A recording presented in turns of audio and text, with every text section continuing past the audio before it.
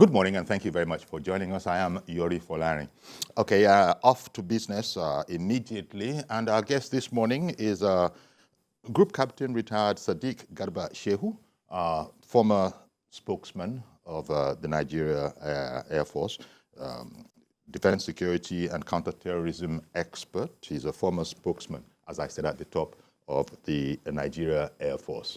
Okay, we're not going to, well, all of that might come into play, but a fine morning to you, Group C.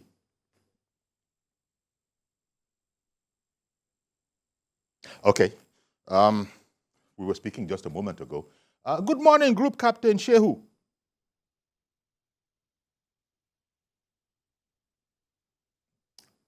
Okay, well, we'll get the group captain back very, very shortly. I understand it's a network thing. But as most people will be aware, today is the deadline that was given to senior officers in the military to voluntarily retire. The signal was sent last week, and today is the actual deadline by which time they were expected to have complied. Most people will know that actually this is the way it goes in the Army. Service chiefs have been appointed. You can't really have people that are senior to them in service, in rank. And so those people have been asked to, you know, voluntarily retire. In fact, even before today, before we're talking about it today, there were some news items about packages that were being put out for some. But we'll be talking with the group captain about this phenomenon. It's, I suppose, I don't know, it might be that way in life, but in particular with the military, and I heard Group Captain SHEHU speak about it one time. He was talking about the military pyramid. And, you know, at the very top there, you can't have anybody below those ranks of all the service chiefs who actually might be senior to them in the NDA course or even by rank or that kind of thing. As you know, yes, a general is a general, but then a general isn't a general. Some generals would have been generals, and then maybe 2-3 years later, some other person will become a general as well. I understand that within the military, they informally take account of such things, and they matter when the time comes. In the National Assembly, we hear about ranking senators, even though a senator is a senator, but we still hear about ranking senators. So as soon as we can get Group Captain SADEEQ GARBA SHEHU back, we'll talk about this issue. And if we can't, maybe we can talk about it among ourselves, pending when we get the Group Captain back on. So this, I've heard it said, and I don't know what your thoughts are on the matter, I've heard it said that, well, Nigeria with about 300 odd such senior ranking officers, it makes the job of the president, whoever is the new president, as in this case, President Bola Ahmed Tinubu, it makes the job a bit the opposite of, well, a bit unwieldy. So if you have 300 generals to choose from, I'm talking about all of the services now, even though people tend to think of Army, you know, a general in terms of the Army, but there are equivalent ranks. So all of those people have to go. And when you have about 300 of them, then it's tough. So this is a military convention, but it also, you know, that might be worrying to some. Someone has called in, King of Boys. Did I get that right? Good morning to you. Yes. Okay, good morning in Ore. Yes. Okay, go ahead. What did you want to say about the topic? The topic online about the military order generals to retire said deadline. Today is the deadline. The 3rd. Today By is now, the deadline. everybody is supposed to have put in their resignation. Yes. Okay. Go ahead, It's a please. welcome development. Okay. All what was set down for them should be put in place and make sure they enjoy their retirement benefits. Okay. Are you hearing me? Are you hearing me? Yes, please. Carry on, please. We are hearing you. their retirement, according to what we see at this military orders generals to retire, set deadline. The deadline is today or tomorrow. Today, the 3rd of June. All the generals retired or the military officers retired should be given their benefits on time. We should not allow them to just go like that without making sure they are all settled. Okay, indeed. That is my take on it. All right, then. Thank you very much, King of Boys, for calling in with that from Ore. But I would have taken that as a given. I mean, I would have taken that as a given now that the order has been made. Of course, what you've just said, I think it goes without saying that the right thing will be done. But they have, you know, concomitant to this particular point, I've been hearing commentaries that perhaps Nigeria has too many of those, perhaps Nigeria has too many of those high-ranking, those ranks, those kind of ranks. But I'm happy to say that Group Captain SADEEQ GARBA SHEHU, retired, is back online now. Well, once more, good morning to you, Group Captain. Good morning, Yuri. Okay, then. Okay, great. Yeah, we actually, because of the technical glitch, we actually started and we didn't get, right now, the much that we have been able to get was a caller who called in, and his concern was that those military officers that have to retire should be settled with their dues, and that that shouldn't be longer. So I was just saying that, oh, I take that for granted. Now, but the question, maybe the way to start on this particular conversation with you, Group Captain, is I think you've made the point elsewhere that, look, having about 3,000 generals rank across the services to choose from. Can you hear me? Yes, can you hear me? I didn't get a question, please. You okay, okay. Let me just let me try again. I think I've heard you say elsewhere that it's a problem in itself having about 3,000 officers of that rank. That is, ranks that are, you know, of that rank to choose from when you want to make appointments such as the president has made now. And now that he's made the appointments that he wanted to make, it has, you know, repercussions. So everybody below, everybody above them in rank must, you know, proceed on retirement.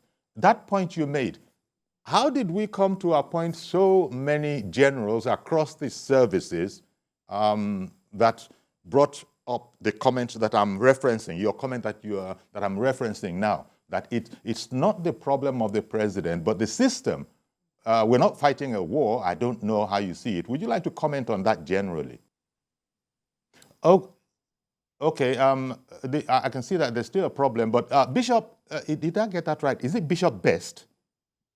Is Bishop Best? Okay, Bishop Best from Port Harcourt. Good morning to you, Bishop. Yes. Yeah, good morning. Please go ahead now. Yeah, good morning. We are talking about the compulsory retirement of the service chiefs. Yes. The request has been made.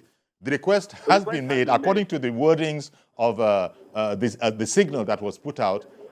You know, this advice, that's another, you know, technical, the advice has been sent out. Yes, it has been sent out, yes. So I think it's the best call for the president. It's his best call for the military. Because I think we're talking about the level of corruption that has eaten up Nigeria in all sectors. And if we must talk about corruption, we must talk about from the military down to all prostators. Now, to me, my take is from the generals that have been called for retirement, to go for compulsory retirement or whatever, it should call from the majors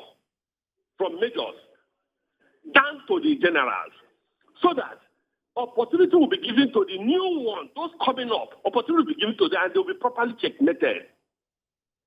That is what I think. All right, then. Well, thank you very much, Bishop, for contributing that view. Our guest is Group Captain SADEEQ Garba Shehu, retired, former spokesperson of the spokesman of the Nigeria Air Force. He's also a defense security and counterterrorism expert. But today we want to sort of lean on his knowledge of the system. And the group captain has made the point earlier. Unfortunately, we're not really contacting as well as we would have wanted, so he can't hear us now. But he has made the point that having up to 3,000 odd, officers of that rank to deal with when a thing like this happens is a problem in its own. And as soon as I can get him back, get the retired group captain back, I'll ask him to expatiate a bit on that.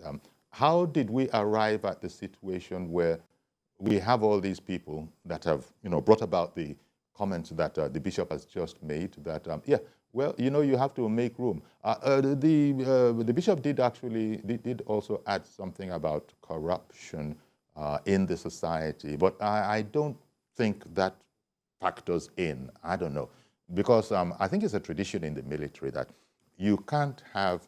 We know it. We know it maybe subconsciously, but we know it when back in those heady days of military regimes, if anybody came on, nobody was allowed to be his superior in rank, and so those people had to, bow out. So we have a similar kind of a situation. We've been talking about the pyramid of command. As soon as we get back, Group Captain SADEEQ Garba Shehu, we'll continue with that. But in the meantime, Mr. George has called in. Good morning, Mr. George. Good morning, Uncle Yori. Thank you for calling in. Uncle Yori, retirement in the military is a normal phenomenon. I don't even know why it should be making a headline. If you are a major general or those in that cadre of the military, you should know that you are in the evening of your career.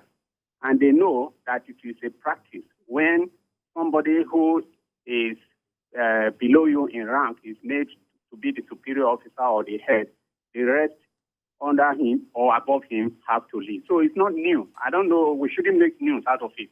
What I am concerned about, Uncle Yori, is about the military strategy in our country. If you look at our security situation now, kidnapping has become a big business in this country. And I don't know why it is so. There is this corruption in the military that has made it impossible for our security personnel to tackle kidnapping. We have heard of stories where even senior officers in the military are conniving with kidnapping kingpins for money. This cannot allow security of life and property in our country. That's where I would expect the president and his new team to concentrate on.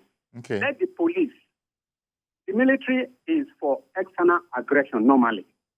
The police should be brought up, should be the one to take care of internal security. Let the police equipped. I heard the new Inspector General of Police.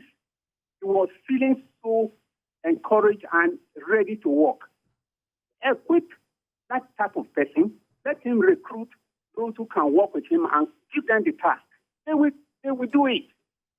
This is where I think we should be addressing. All right, then. It's not about somebody going on retirement. When you're at work, you know that one day you're going to retire.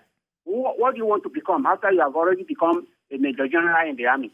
Must you be, it's only one person that can be the head of the military or that arm of the military at a time. That's my view. Thank you very much, Mr. George, for calling in. In fact, your point also, your contribution also echoes the call we got before yours. That was Bishop, who actually had also referenced corruption as an issue. And I had thought that corruption didn't have very much to do with it. It was more the tradition. But then, there you go. You've also brought up that whole matter in your point of view. Okay, Group Captain SADEEQ Garba Shehu, retired. Can you hear me now?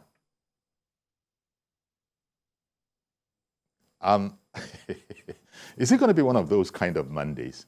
Group Captain Garba SHEHU retired.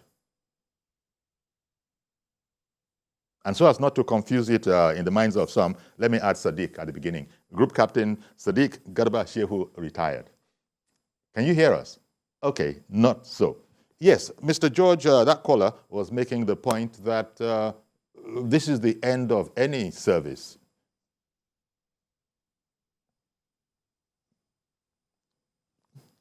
Okay, Chidi in KAFANCHAN. Good morning to you. Good morning, Uncle Yori. Good morning, sir. Thank you for calling in. Thank you so very much. While we await the arrival of your guest, he's here already. He's technical. It's all right. Now, concerning the military arrangements, I would want a situation where their disengagement follows with due practice, particularly the generals. As Mr. George has said earlier, all that George said are in line.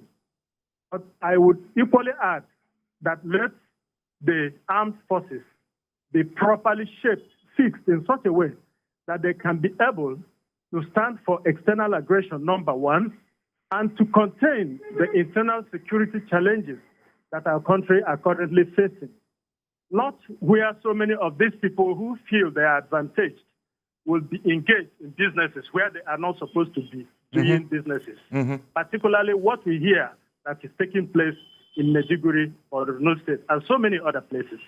Let the ethical practice of the military be properly implemented.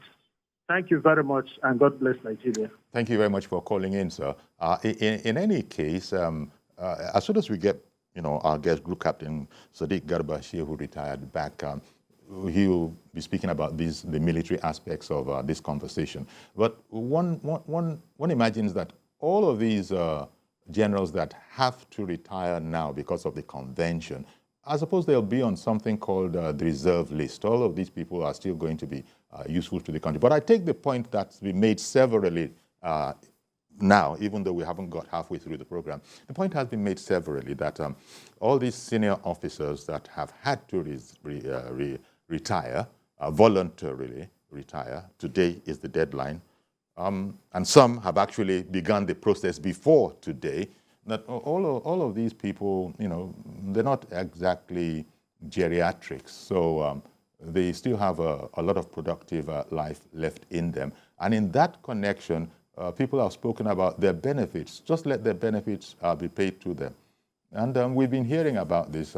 I would just imagine that it's not possible for the benefits not to be taken very, very seriously. President Tinubu, that's the kind of person that he is. And I don't even think it depends on him. It's just about the process and letting the process work. We've even been hearing that some senior officers, there have been publications, one doesn't know whether to, how far one can believe it, but there have been, releases, stories, articles on quite decent packages that have been made to some of those people that have been retired. But Group Captain SADEEQ Garba SHEHU retired. I understand that I can now speak with you more smoothly, having devised... Yes, I can hear you now. Yes. Okay. So it's about time that you came in with your expertise. The first question I asked almost half an hour ago was, what went wrong?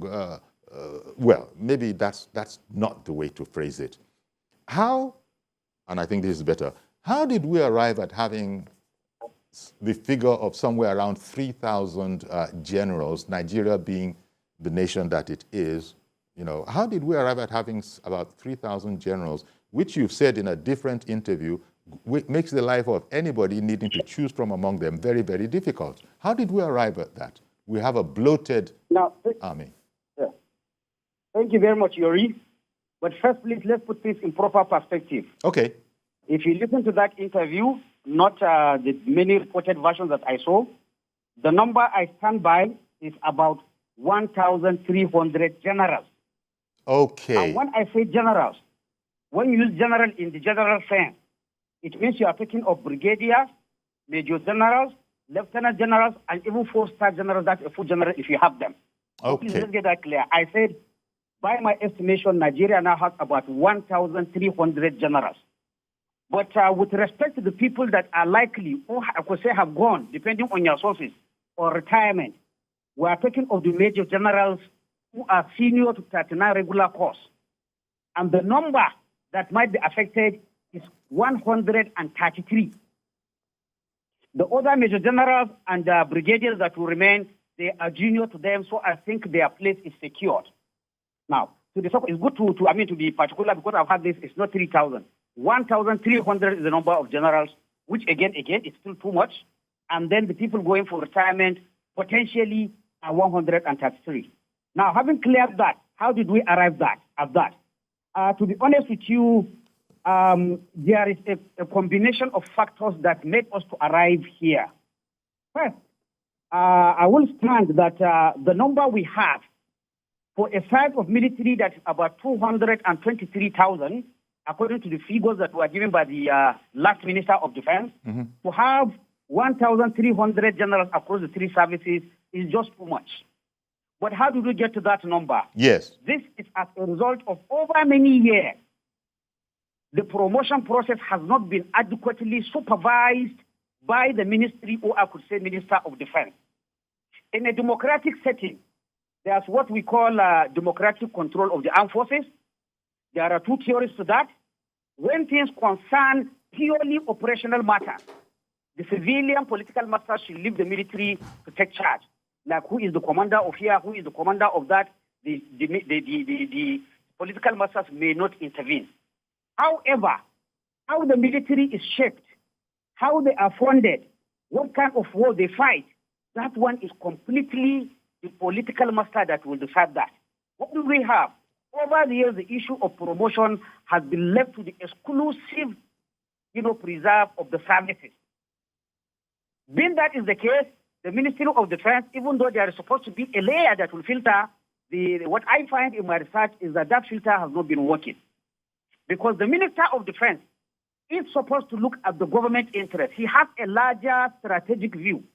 While the military services would only look at things purely based on military expediency, the minister, on the other hand, is supposed to look at what can our economy carry, what is our international relations, what kind of neighbors, and from that, he will be able to shape and advise the president on the number of troops. And when you say number of troops, it means down the line, from the private up to the general, how many do we need? For every promotion cycle, the minister is supposed to intervene, whether this number, in fact, ideally, he's even supposed to give them numbers. Army, give me this number of major generals. Air Force, give me this number of air vice marshal. Navy, give me this number of rear admirals. But honest, that is not what is happening. The services carry their list, whether it is too big or it is too small for the economy or for operational reasons, and then the minister just stamps it, and this is where we arrive. Why do I say this? In all military doctrines, the military institution is supposed to be a pyramid. And the pyramid starts working right from how many cadets are you going to produce in NDA to become to become a second lieutenant. Because you have a number that you want to arrive in, so you have to work backwards. From NDA, cadets graduate, they come with their one PIP, that is second lieutenant. Promotion to second lieutenant is almost automatic, unless somebody has serious disciplinary case or in case of death, which might happen. But ideally, all the people that came out as first lieutenant will become second lieutenant. But from second lieutenant to captain, you start minding how that pyramid is maintained. It is a selection process based on so many factors: exam, personal qualities, comportment, discipline.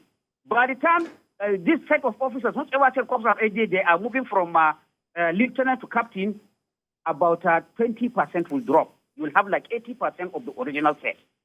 When they move from captain to major, you will be thinking of around 70% of them will survive. By the time you go to lieutenant colonel, you are taking to 60. By the time you go to colonel, you are taking about 50%, ideally, in order to maintain that pyramid.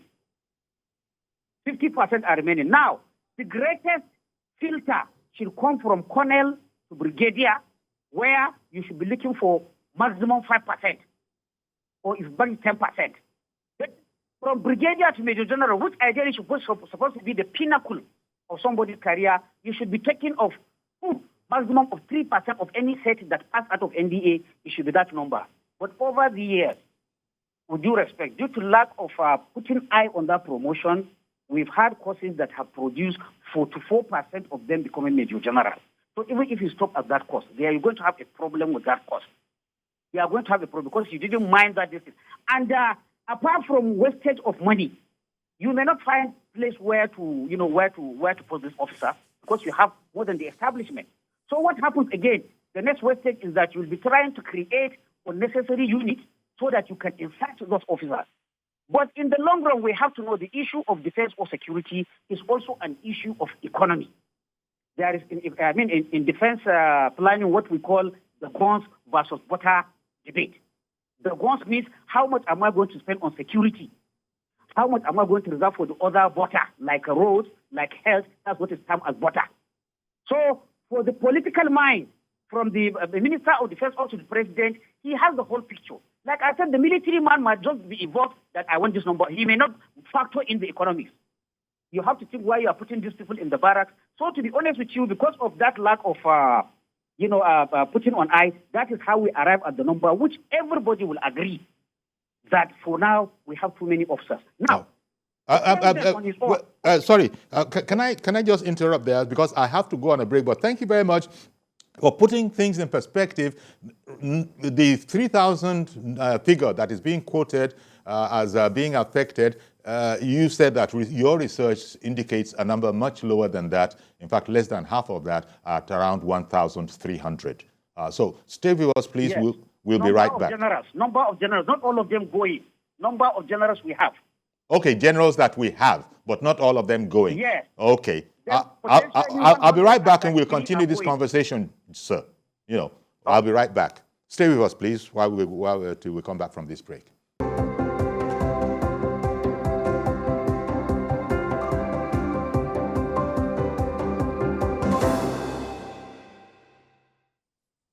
Okay, welcome back, and our guest is Group Captain GARBA, SADEEQ GARBA SHEHU, retired. He's a former spokesman of the Nigeria Air Force, and we're speaking about the retirement of a large number of military officers. In fact, the way it is put technically is that all graduates of the NDA, Nigeria Defense Academy, regular courses 38, 37, 36, and below are affected by this. So, Group Captain, you're with us. Can you hear us? Yes, I can hear you, but please raise your voice a bit, not too much. Okay. I was saying that this exercise affects the members of the, 38th, 37th, 36th, and below regular courses of the Nigerian Defense Academy in the first instance, right? There are no 36 regular courses. 36 regular courses, all of them are gone in the last purge. There was a similar purge 2022 when the last set of services were appointed. Okay. So those 36 courses and remnants of 36 courses, they were purged in a similar manner. So 36 courses are not affected this time around. What we have are 37 courses and 38 courses. These are the ones that are affected right now. Okay. And none below that? Not below that. Not below that. Anyway, yes, technically there are some below that. You see, in the military, we are talking, the most junior service chiefs now is 39 course member. That is the chief of army staff and the chief of air staff. So they are members of 39 regular course. However, it is possible for you to find a 37 regular course or a 38 regular course who has lost promotion along the way. When you lose promotion, you go below to the next course that is below to you. So technically, it's possible to find some people in 36, 37, but who have lost a year or 2 years seniority, but now so they are running seniority with 39 regular course. But in this part, as I understand it, after looking at the list, what the service chiefs did was to look at anybody who entered the military before me. I term him as my senior. As such, he will not serve, he will go. That is what happened. Okay. And that is the convention, is it, within the military around the world? Good. A very good question.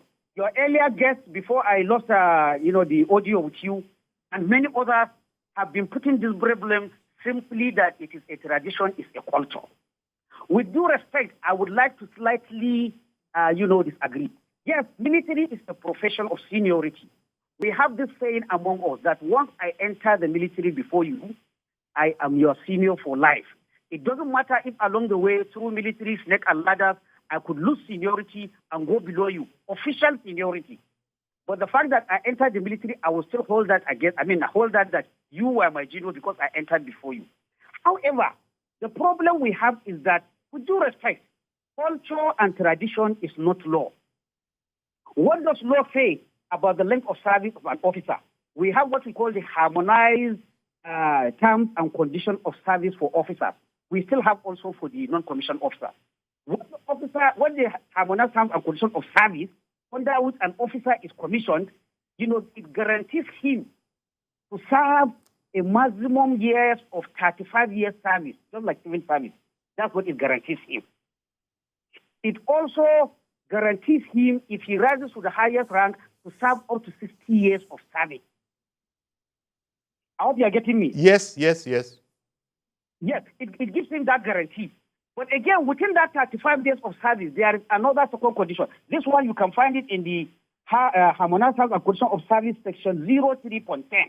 It specifically talks about, the terms and the length of service for officers. So an officer enters with the understanding, all things being equal, he will serve 35 years or 60 years. However, within the ranks, again, for every rank from captain, major, lieutenant colonel, there is a maximum age that an officer is allowed to reach. If he doesn't get promotion to the next rank, it means he is out. Now, for the officers who are talking about, people that are major generals, rear admirals, and air vice marshals, what the HARCOURT guarantees them is that they will serve up to age of 60. I hope you are hearing me. Yes, we can hear you. Looking at all the people that retired, I know them collectively, but individually, I will put their average age around 55, 56. Hardly you get to 57. So let me talk the upper limit 57. Even if you take the most senior of them, which should be about 57 years, it means under the HARCOURT, he has 3 years remaining of his service. He has not also served those 35 years from the time he left the Nigerian Defense Academy. So you see, here we have a clash of what did the book say versus what people are dismissing as it is, I've talked about the issue of tradition or custom of the military. My senior is my senior for life. But that is not what the book contains. The book, as of now, this is the lacuna we have to address, did not address what happens to me when my junior by entry is made service chief. Right now, we have that lacuna. So, with due respect, when this thing first happened last year, when some 70 to 100 also left last year as a result of the appointment of the last service chiefs, I think we slept on the steering.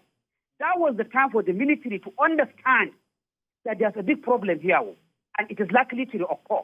And feel this lacuna illegal, because with due respect, it is not just enough to say it is tradition. When you say it is tradition, it means the officer affected has the option of either accepting that tradition or not accepting it.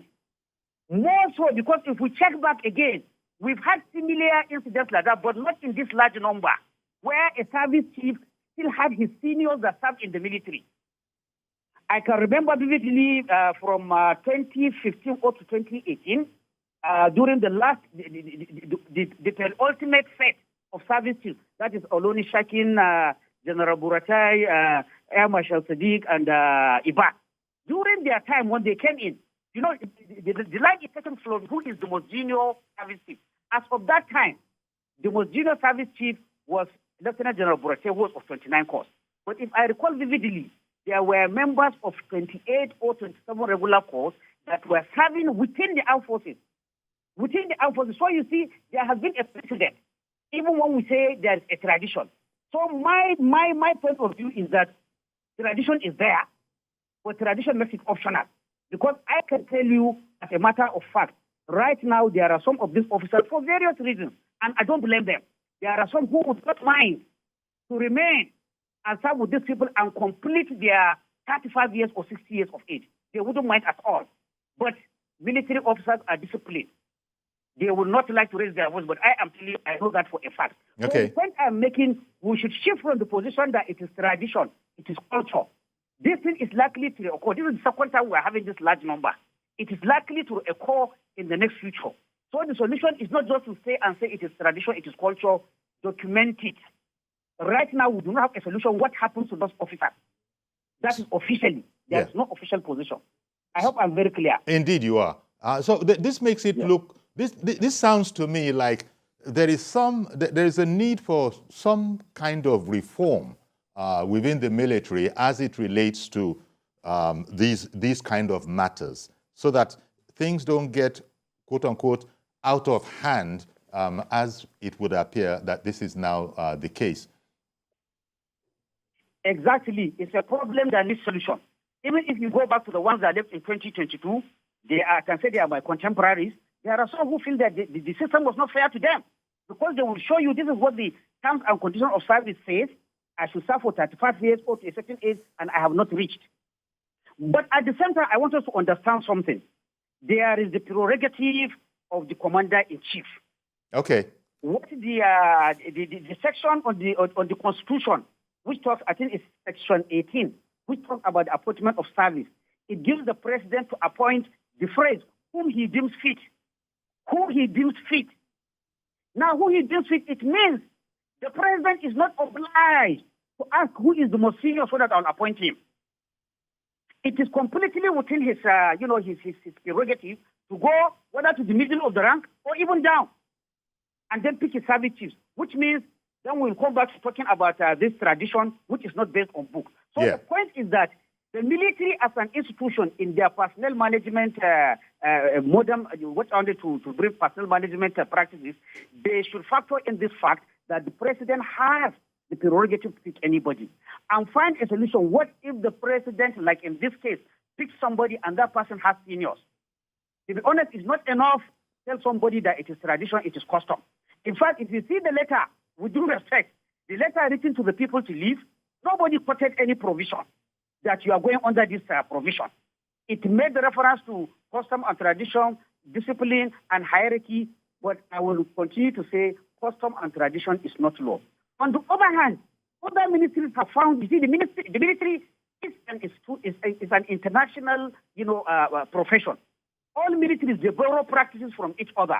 How did other militaries solve this thing, including the U.S. military, the German military? I have conducted a research on this thing. Okay. What do they have? They recognize the right of the president to pick anybody, irrespective of seniority. You get to be his service chief. No constitution that I know tied the hand of the president that he must pick, because to avoid this problem, unless if you are going to force the president that he must pick the most senior, he's not obliged to do that.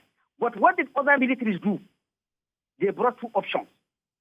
If my junior is made service chief and I have 2 years or 3 years to either reach that 35 years or 60 years of age, I have two options. What is the option? I could decide on my own to leave. And in that case, what they do is that they will calculate the remaining months or the remaining years of my pay and give me.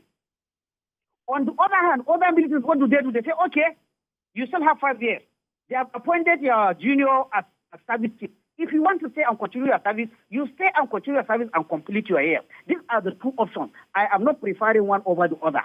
But the point I'm making is that there is a solution to the problem. We document it and we choose any of these two options. However, military traditions also differ.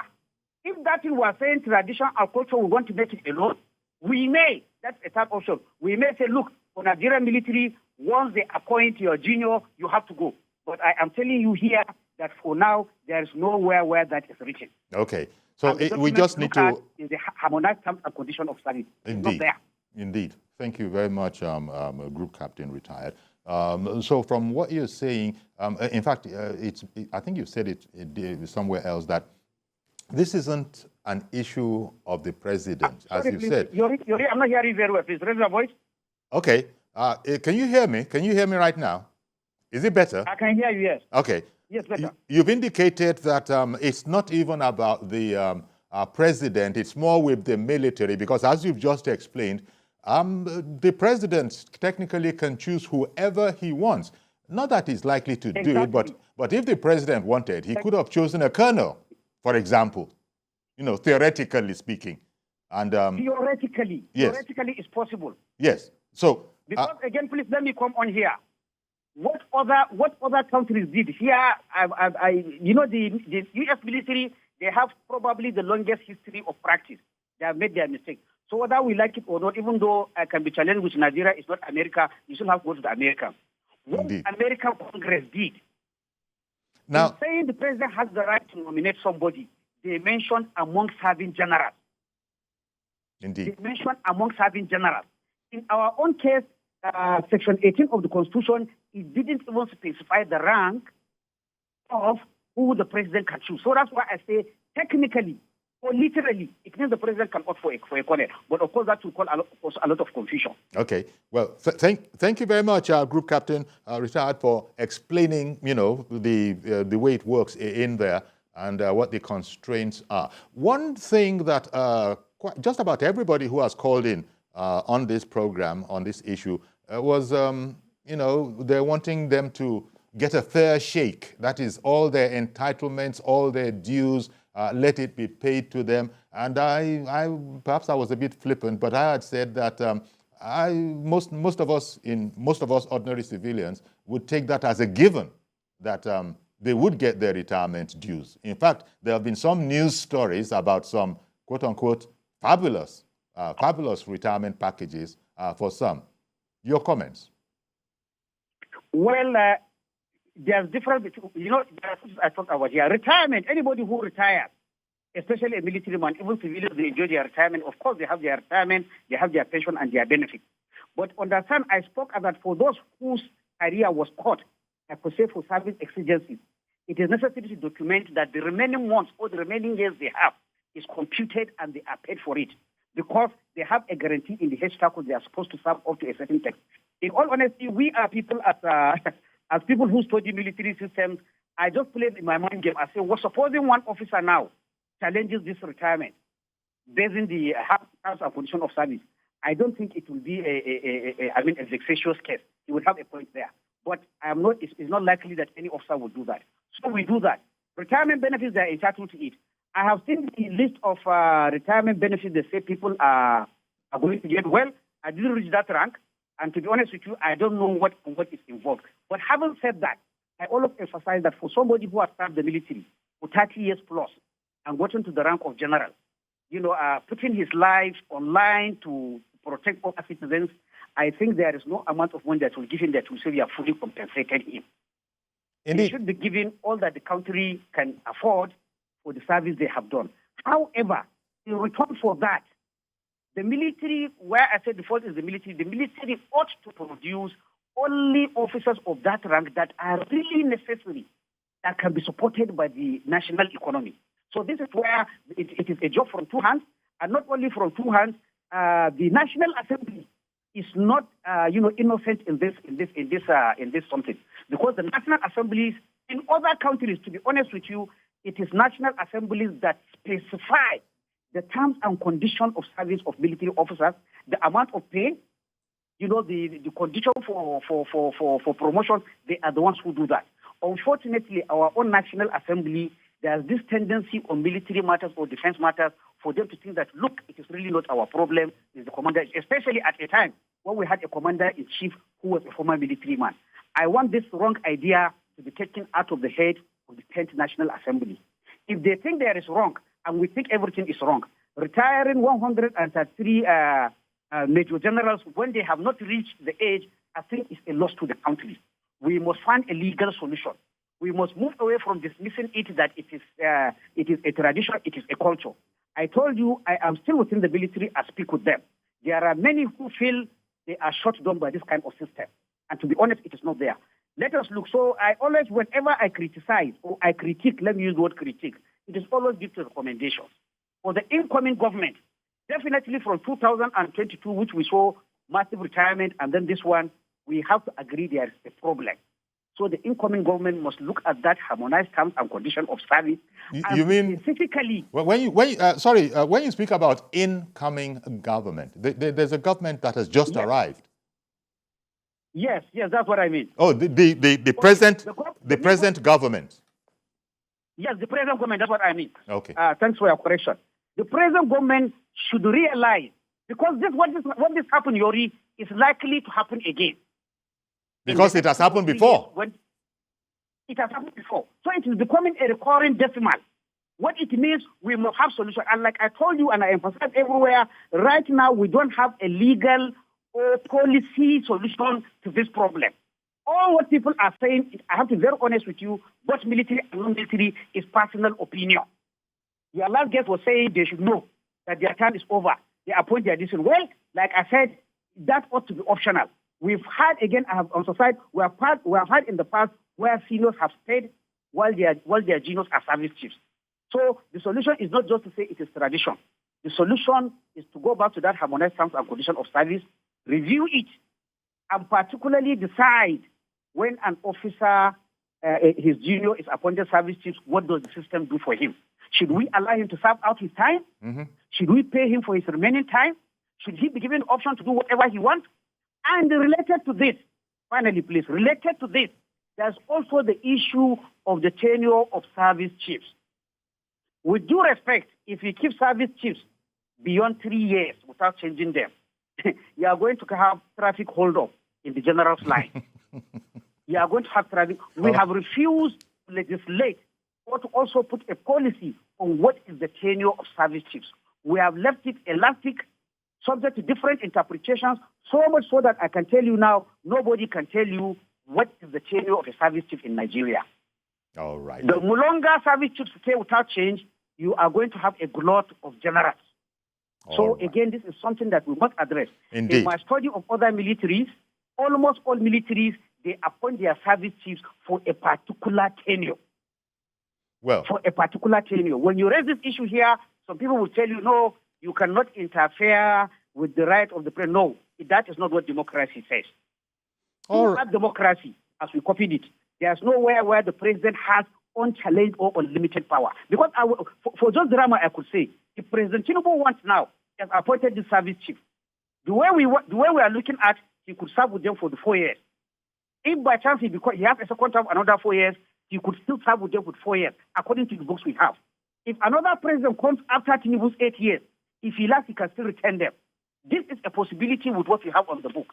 And you can imagine what will happen if you keep a set of service chiefs for, say, 12 years. But it is a possibility in the system we're operating now. So, Group Captain, thank you very much. This is so explanatory. It really does make it clear. And also you've mopped up some misspeaks, if not outright mistakes, about 3,000 generals. That is not as many as that. But everything you've said is pointing, in my mind, towards the need for reforms, especially around these areas that are sort of quote-unquote gray that you've spoken about. I want to thank you very much, Group Captain SADEEQ Garba Shehu, retired, for the enlightenment this morning. Thank you very much for your time.